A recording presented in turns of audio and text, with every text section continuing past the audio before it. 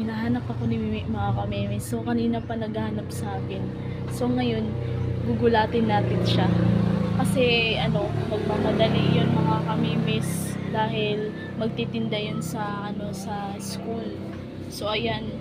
Kanina pa siya hanap ng hanap. So, tatago tayo, mga kamemes. Andun ata sa, sa labas, naghahanap sa akin. So, ngayon, magtatago. Tapos gugulatin natin siya pagpasok niya dito sa bahay. Kasi kanina pa yun set up natin yung camera, mga kamemes. Na hindi talaga niya makita yung camera. Medyo lang natin design.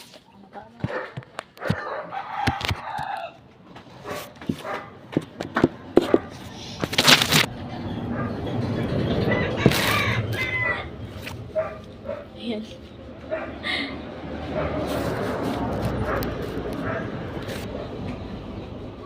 Ayan, mga kamemes. So, magtatago tayo ngayon. Dala-dala ko yung tsinelas ko. Kanina pa ako hinahanap ni Mimi. So, akala ata niya, mga kamemes, na andun ako sa labas. Andun siya pa ikot-ikot. Pumunta na siya sa bahay namin dun sa baba.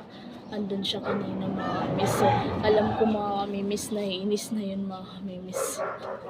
Kasi kabibili lang yun ng ulam. So, pagdating niya kanina, mga kamemes, wala ako dito. Kasi nakatago ako, mga kamemes. Dala-dala ko ngayon tsinelas ko. Dahil nagmamadali siya, dahil maabutan na siya ng oras sa pagtitinda sa eskwelahan. Dahil palabas na yung mga estudyante. So ngayon, mga kamemes, tatago pa tayo. Baka tayo mahuli, mahanap tayo ni Mimi. So, pagbukas niya dito sa pinto, ngayon, pagdating niya, mga kamemes, gugulatin natin siya. Ito, dala-dala ko na siya. So, samahan niyo ako, mga kamemes, dahil stress yung Mimi niya. So, mas lalo papa-stress natin, mga kamemes. Tayo tayo dito sa gilid ng pintuan namin. Dito tayo magtatago.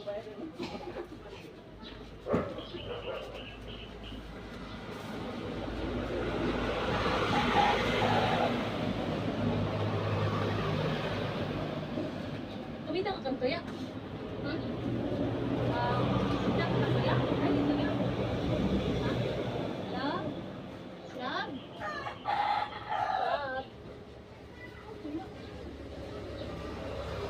Kumita ka ya? Ha? Ano ka kanto ka? Ha? Alay? Love? Kabre mo na din.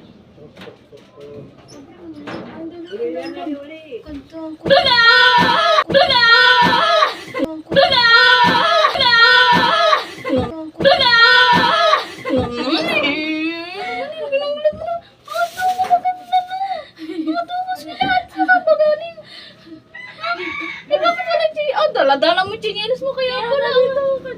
Dito ako kanina. Paano pa ko hanap sa'yo eh? Paano pa ko hanap sa'yo eh? Ay, na lang. Nagtatago na ako, di ba? Nagtatago ako sa eskwela ka na eh.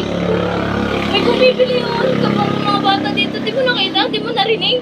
Hindi. Kanina pa sila, bibili sila eh. Nagtatago ako dahil gusto ko yung gulatin ka. Eh, nahanap kanina ko pa ikaw yung nahanap eh. Ito na yung ano. Nagalit ka sila. Pause ka na lang, Prang.